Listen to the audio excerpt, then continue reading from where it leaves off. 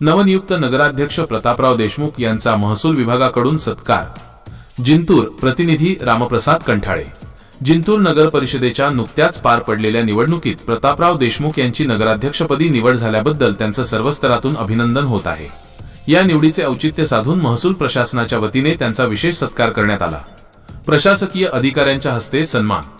जिंतूर तहसील कार्यालयात आयोजित करण्यात आलेल्या या छोटेखानी कार्यक्रमात सेलूचे उपजिल्हाधिकारी आणि जिंतूरच्या तहसीलदार कछवे मॅडम यांच्या हस्ते पुष्पगुच्छ देऊन प्रतापराव देशमुख यांचा गौरव करण्यात आला।